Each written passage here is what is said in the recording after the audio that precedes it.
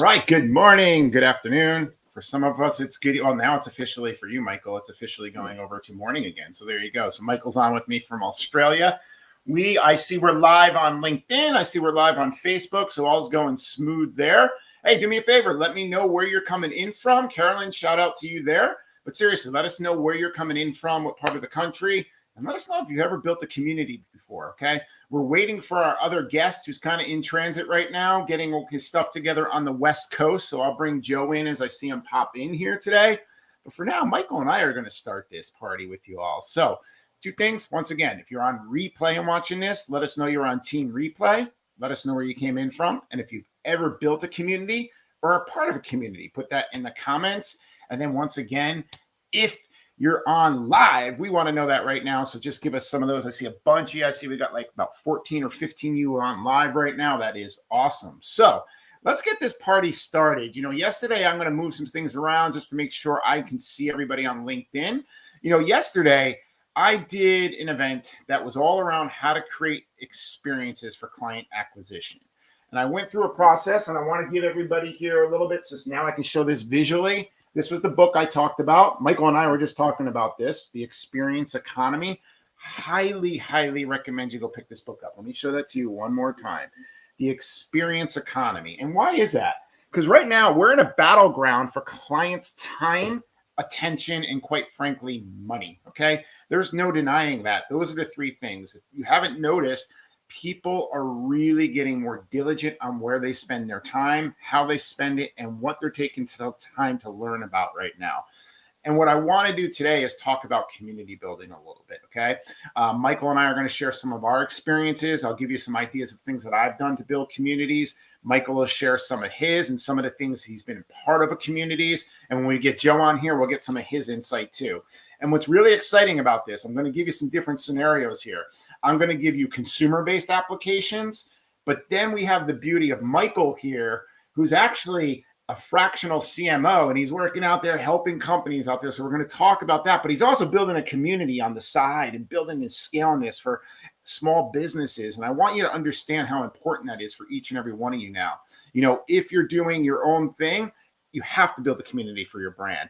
But if you're working, and doing it on the side, I highly encourage you on that too. So when you see Joe come in here, I'll talk about it a little bit too. But let's get this started. Once again, let us know. I see we got right here. Let's get some shout outs. All right. Boaz. Boaz, my good friend Boaz. Hey, how are you doing, Boaz? Good to see you. Awesome. That's my good friend in Florida. Yes. Oh, tried and true. Yes. Awesome. Yes. Good morning to you, my friend. Oh, fantastic. Thank you for showing up. Shannon, I know you and I were talking yesterday from Pennsylvania. Welcome. All right. And then there's others. I see a lot of others that are on live because I can see how many are on. Just let us know where you're coming in from. So, Michael, we always start this question. This is where we always start. Okay. You know this. I want to know who you're fighting for and why you're fighting for them. Great question, Chris. So good morning, everyone. Michael Haynes here. So I am a SME, SMB business growth specialist. So my focus and passion is all working with the leaders, business owners of service-based small and medium businesses, particularly focusing in the professional services, IT, and financial services realm.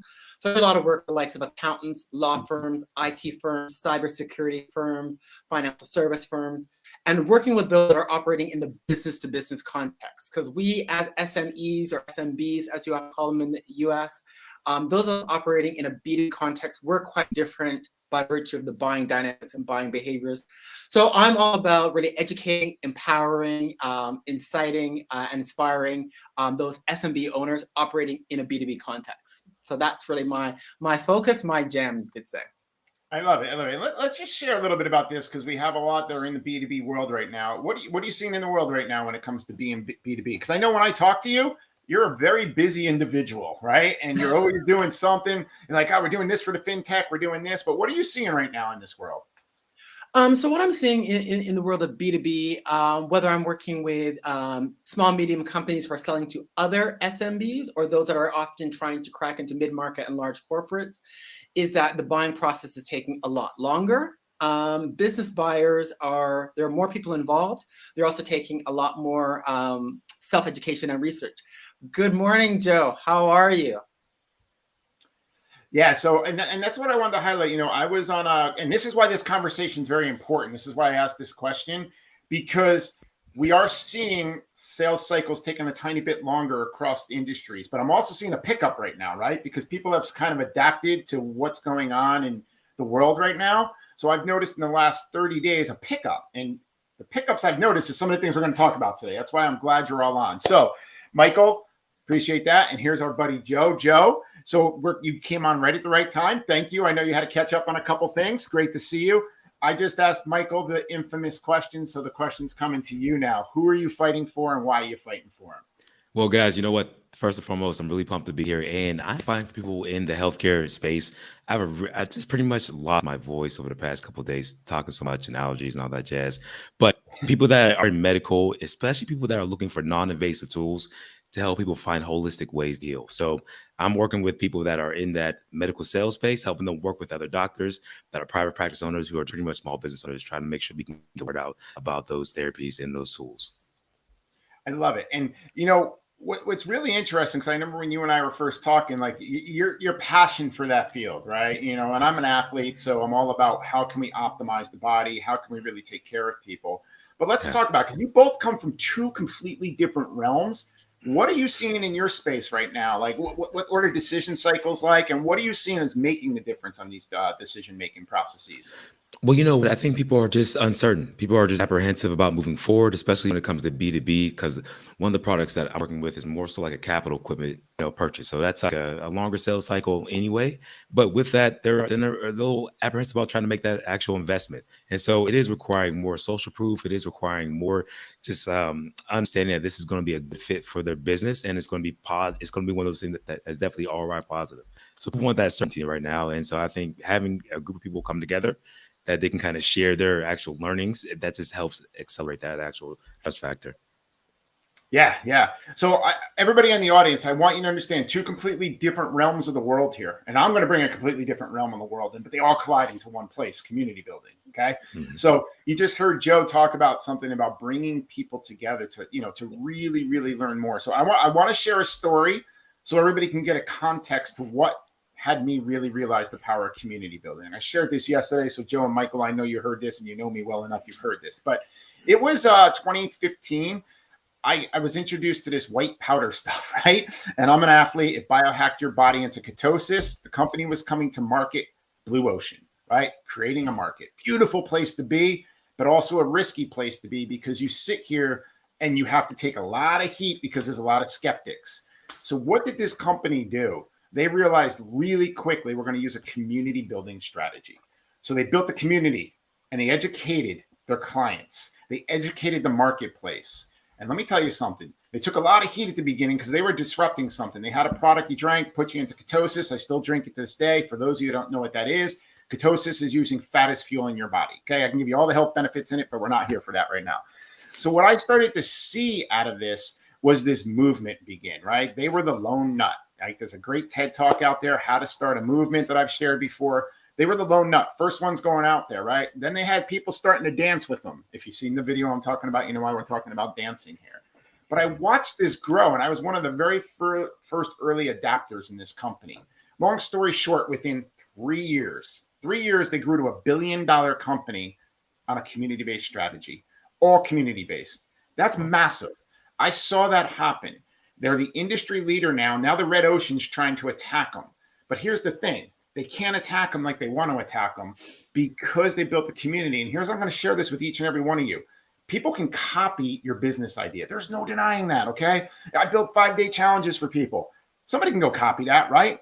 What can change all that? The community you build. So what's happening with this particular company I talk about, they're closing in on $5 billion of sales now. Why? Because they have the community supporting them. So let's talk about this, because that was what really, me being a cyclist, I'm into community because the Peloton, right? You get all these bike riders coming together. They move further, faster together. That's important to me because I see the Tour de France coming up soon. We're going to see a lot of that. But let's talk about this. I want to get your guys' insight. So I'm going to ask Joe first. Joe, what was it that got you to really consider, man, I got to get a community going? What was that moment, that light bulb moment? Well, I mean, honestly, it was my clients coming to me with it. And I didn't realize what was going on online because I was in sales, frontline sales, managing my team, managing pretty big territory on the West Coast. And we were just in the field, like just doing our day-to-day basic type of selling. Then one of my clients came to me and said, hey, would you join our Facebook group so you can educate a couple of us so we can buy at once, do a group buy? They really brought me into the space. And I was like, oh, you guys are talking online? And so it was one of those things where it was private. Nobody wants to have another salesperson in like private group community with like all their ideal customers, but they invited me because we had a pretty good relationship. And that's how this whole process started. I'm like, oh, this is a way smarter way to go about trying to get it right in front of your customers, educate people in the masses, that whole social proof all at once. So I was really kind of brought into it just by happenstance. But isn't that the most organic and best feeling out there, right? When that really truly happens, because I shared my story with 5-day challenges. I said, how did Chris get into this? I was doing them for my own self, for what I was looking to bring people into, to my LinkedIn programs. And it took the one client, hey, I'll get into that, but can you build this for me? This is powerful. And I never looked back. But that's how this journey begins, right? You're like, wow, I didn't know that was going to happen. So, Joe, thanks for sharing that. Lou, shout out to you. Teamwork makes the dream work. Absolutely, Lou. There's no doubt on that. Yeah. Michael, so now your world, Michael, right? You know, here you are in the SMB space, and all of a sudden you're like, it's time to build a community. What was the trigger moment? So for me, Chris, there was actually a couple of triggers. One, during the height of COVID, and we were in massive lockdown here down under, I was affiliated with a coaching organization, and they asked me to come in as a B2B specialist. And they had a series of events, and they were having these roundtable days where they'd be bringing in people from the various coaching programs to have roundtable discussions and talks. So I was hosting, being one of the facilitators for those, and doing it very much on the fly, getting a lot of good feedback, people following up saying, you know, really like this, being able to meet, ask, interact with each other, asking me questions as well. So that was kind of one of the first triggers. Second trigger, as I was talking to more SMBs, having one-on-one discussions with them, noticing that they were becoming members of different groups, and was this coming through the discussions that they were seeing the need to be members of different kinds of communities, mastermind groups, to help them get some insights, guidance. And I just noticed that seemed to be a pattern with more and more SMBs that I've been talking to. And then third trigger was then when the Trust Radius report came out last year, talking about in the B2B space, particularly around tech, how online communities has taken a massive spike in an increase as becoming part of the buying process. So my own interaction, working with a coaching organization, being involved in roundtable days, and talking with SMB leaders, both here in Australia as well as overseas, because I do work globally. Those were really the two big triggers that really kind of put the light bulb on to say, I think this is something that is really quite needed. And then just noticing there's nothing in the B2B space for us SMBs in B2B. So it was those kind of factors combined that really said, okay, it's time to try to do something to serve my people, our people. So just a very organic approach once again, right? You're hearing this multiple times. And anybody I have ever interviewed, it always starts organically, right? But the thing I want everybody to hear on here, a couple things. I'm going to give you some tips as we go through this, as I get the insight out of them. One, micro communities. That's what it's all about. People have this myth, like you go to social, you're on LinkedIn right now, you're on Facebook, wherever you are, and you see these people who have a bajillion followers and engage on their content. 90% of the time, that's the fakest move ever. I'm just going to say it out there. And some of you might be listening to me, okay? But the real deal is it's about those that are engaging with you and in bringing them into your own world, because people crave micro communities. I saw that in the first 5-day challenge I did when there was 45 people together, and this moment happened over 5 days that people did not want to depart from each other. So that's why I went on this path of micro communities. Micro communities speak to a very specific niche. Okay. You always heard this term riches in the niches. It's not true anymore. It's riches in the micro niches. Okay. You really have to dial this down, because if you're trying to speak to everybody out there, you're speaking to nobody. And even when you're now speaking to less of everybody, you're still speaking to nobody. We have all this AI tools out here, all these things when people come into social media with algorithms, ads thrown at us, email campaigns, you name it. You have to dial this in. And before I ask Joe the next question here, I want to just give you all, you can see this story. I put a carousel up, I think a couple weeks ago, and I think I have it highlighted in my featured section. Do not, when you really take community building seriously, got to write this down. Do not build it on rented land. So I'm on this, part of this is broadcasting on FB. That stands for Facebook, because I know sometimes they'll kill you when you do this. I've been kicked off there numerous times. Don't go building it on a Facebook group. Don't go building it we're on LinkedIn right now, that group also, okay? And they're great groups, but you don't own that asset. You cannot control that. We got to look at other tools, and I'll share some that we use as we go through this, but I want to make sure you get to hear stories from both of these gentlemen. So those are 3 tips. I'm going to give you a lot more as we go through this. So Joe, clients come to you, hey, we got to build a community out here. What's the type of community you're building? What's the purpose? And what's going on in that community right now? Yeah. And first and foremost, great point about not building on rented land, because that's where we started in Facebook, and there's some war stories from that, to say the least. I lost a $10,000 a month income stream doing that. Right? It wasn't that bad, but so yeah, for sure. But yeah, it was bad though, because having to really go into a private space that we have control over was everything. And then, so what we're doing, where it started, is totally different. It's constantly evolved, and really this actual space is being led by the actual community, which is nice. I mean, even though I started it, I put it on Mighty Networks. That's where we live now, and it started just from literally trying to learn. I should say, educate people about the actual products better. So we just came on and brought different use cases about how they can maximize this tool for their clinics. That's where it started. But how it's evolved is now it's understanding how they can just build up a better practice. And so it's something that they just wanted to kind of go with and say, hey, this is great to start, but we want more. And so, yeah, it's constantly evolving. I can see it going somewhere else in the future as well. Well, you know what happens? Somebody starts a community, and I make people niche this bad boy down as small as possible, because there's a reason, right?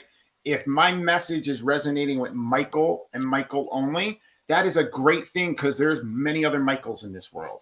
And it's my mission to go work and find those other Michaels, versus trying to have this massive group. Oh, it doesn't matter where you are. Just come in here. You're just part of a big, huge thing. You hop in, and you're a number to us. So I like how you have that really dialed and just working through that process, because that's what's going to get when you're talking to somebody. Oh no, here's the kind of people we have. Oh, those are the people I want to be around. And it's really critical on that component there. So Michael, let's talk about you. Tell us a little bit about the type of community you're building, and what you're seeing out there on that. Sure, Chris. So my community, which is fundamentally a micro community, is called the Legacy SME B2B community. And again, really dialing it into work with leaders of professional service firms, for accountants, law, IT firms, cybersecurity firms. So really dialing it in from that perspective. In terms of what I'm trying to do in the community, again, it's a micro community. It's a global community as well, because I've noticed a lot of the challenges that folks operating in the professional services space as B2B SMEs are quite similar. So to provide them an opportunity to have cross interaction across regions, across some of the different areas within professional services as well. In terms of what I'm finding is what is used, it's starting to prove to be quite valuable. I'm going to be starting to do a lot of roundtables. This is something I've done earlier before, and now I'm really going to be doing that moving forward, because I'm finding folks want to have the opportunity to engage in discussion. And that is seeming to be a big part of the B2B process, because everyone's inundated with content vomit, as I call it, but people want air, advice, insights, and recommendation. What happens after the sale? So being able to come together and say, Joe, what have you done? What's working? Chris, what have you tried? People really want to have that. So I'm going to be doing a series of roundtables in the second half of the year, because having those conversations is really what I find is really unlocks the conversation and starts the opportunity to really engage with folks. And that's seeming to be what folks want. They have more content than they know what to do with, but it's being able to sense make and navigate and know, what happens, how to move forward. And I find things such as roundtables, for example, and having those discussions is a good way for folks to kind of figure things out, help each other, road test some of the ideas that they're thinking about to move forward. So those are some of the things I'm looking to do with Legacy, which is newly launched. And so like Joe, it is evolving, building out and growing, and really trying to dial it in based on what the members that I have are really looking for, and really trying to dial into those micro needs and to be quite specific, because even accountant versus accountant, I've got 2 accountants within the community, both have some different objectives and different areas of focus. One is really quite interested in, Michael, what are some of the technologies that I can use? I have another member of my community, Alexander, is very much around growth strategy. So even when you go niche and you go within one specific area, folks can have the different stages of growth, different needs. So I'm really trying to dial and understand those so I can be as specific and as purposeful as possible. So something you heard from both of these gentlemen right now is this is where it started, but as we get going, it starts to go here. See, it's really important when you start a community to have a big purpose, and what the transformation is going to be as being part of the community, right? People's time. There's a lot of content out there. People actually don't come into communities for the content. You probably have a ton of content. Content's great, don't take me wrong. But what Michael's talking about is having that ability to talk and collaborate with others.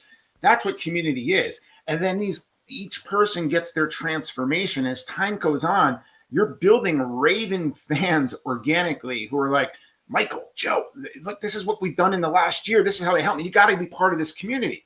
But what ends up happening at that moment, give it 12 to 18 months, all of a sudden, these two gentlemen, their message has changed because they're like, well, we've already done that transformation. Now we're at this transformation. And that's why I love community, because it's innovation, right? You get really, really, really fast feedback from your community. If you're going to go launch something, test something new, or when your members are out there, hey, this is what's going on in the marketplace right now. Let's do something around this.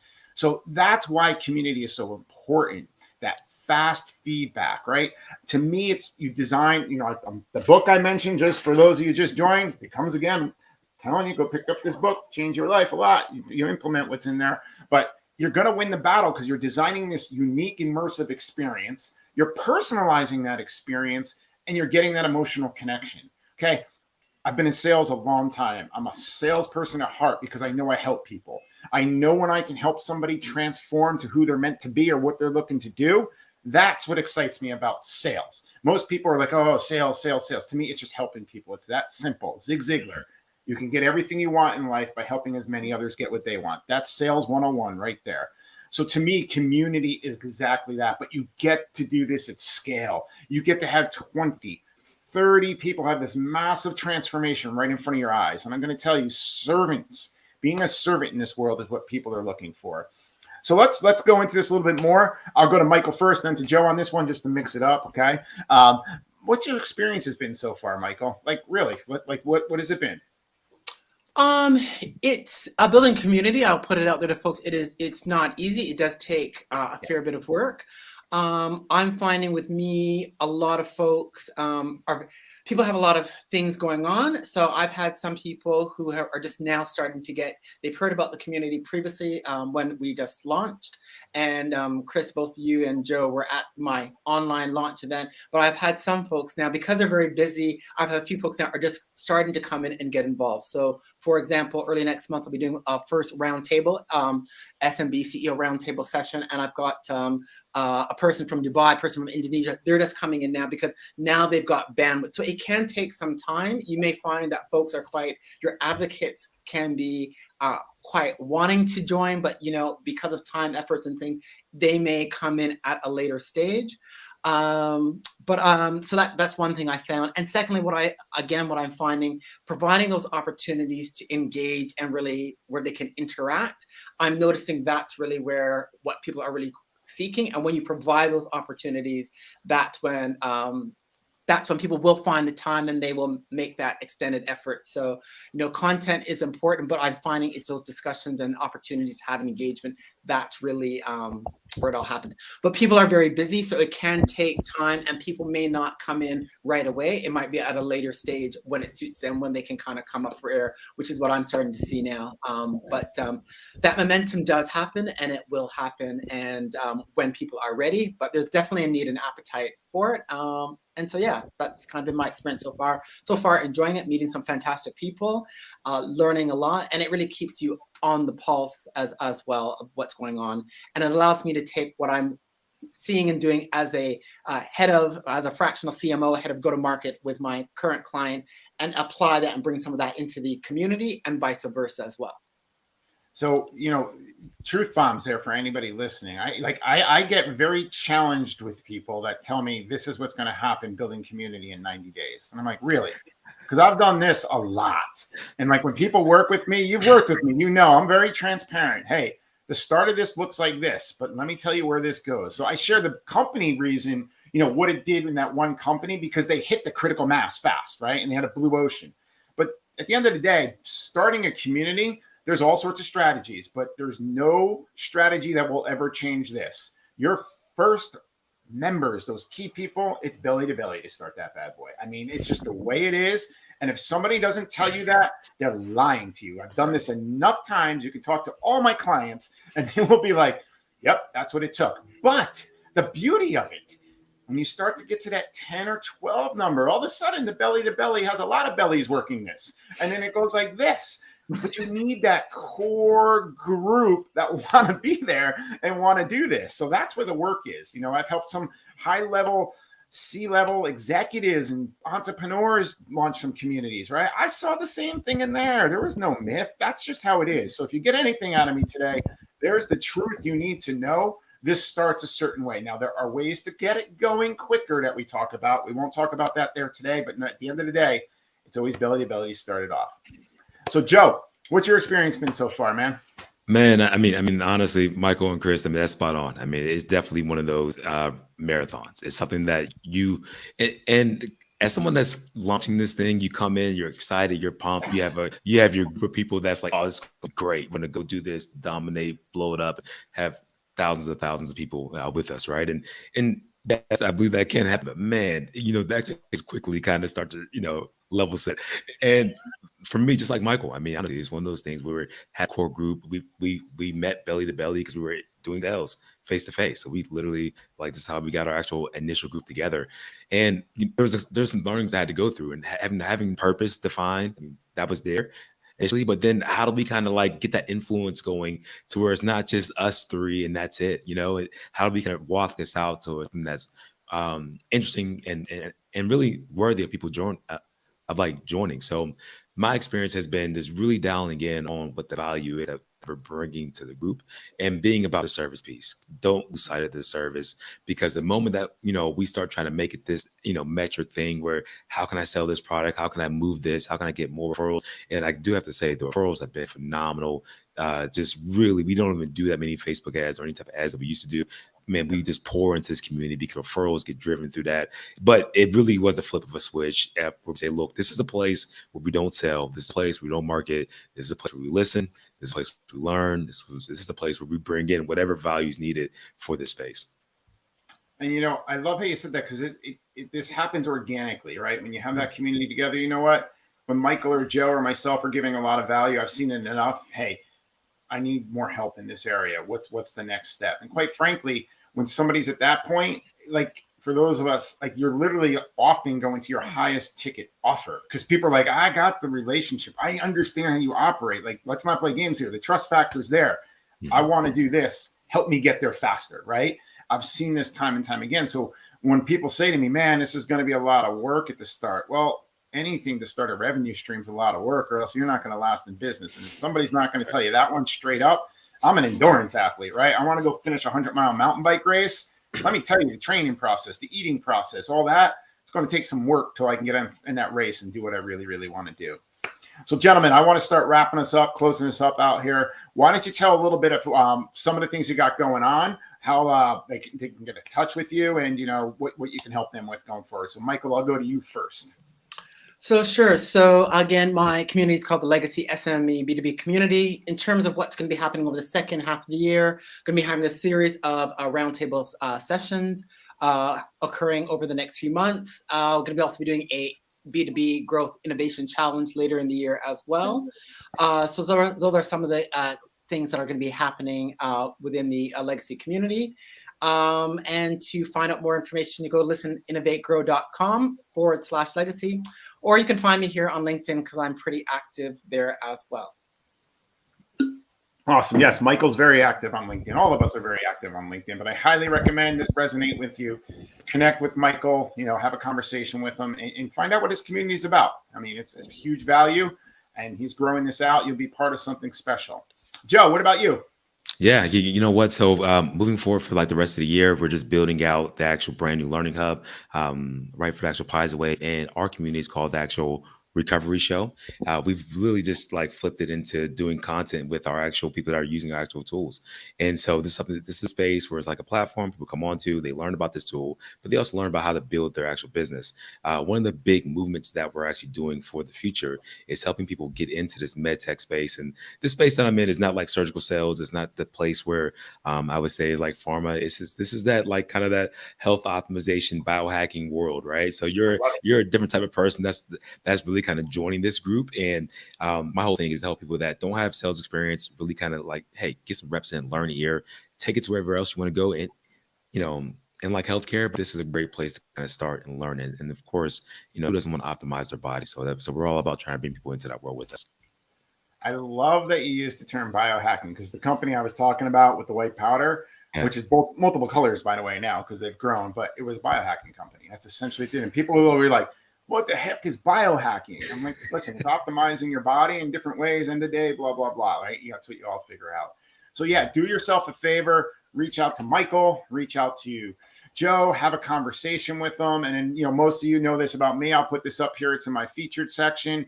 If you're like, you know, I need a little help getting the community started, the best intro for what I do is let me hit this over here. Hold on. You're going to see this in a second. The One Challenge Away challenge. I don't know why it's not showing on there, but we're doing this at the end of July, the last week of July going into August. It's right in my featured section. I just opened up enrollment for it. I'm limiting it to 20 individuals because we're building a micro community out of that, right? So if you want to attend that, it's $100 to attend. Joe's been through it. Michael's been through it. You know, they can tell you get real framework on this thing. This is no joke, but you know, this is how we've started all our communities, with simple 5-day challenges. I mean, Chris, honestly, too, I have to say, man, it's a great framework. It's something that I'm practicing right now. I'm using, and trying to guess your way through building this is like kind of crazy. I mean, because there's too many options. There's too many different directions. So highly recommend it. Yeah, definitely. I thank you for the advocacy there, Joe. So that's it. You know, we're going to wrap up here. Joe, Michael, stay on for couple seconds. And then, you know, go connect with Michael, go connect with Joe. I'll put all their contact information. If, you know, they're easy to find here on LinkedIn. Obviously, I tagged them on this, but I'll also put their contact information into the chat here. We appreciate each and every one of you that are on live. So there's a lot of you that hanged on. And then those that'll get this on replay, thank you for listening in.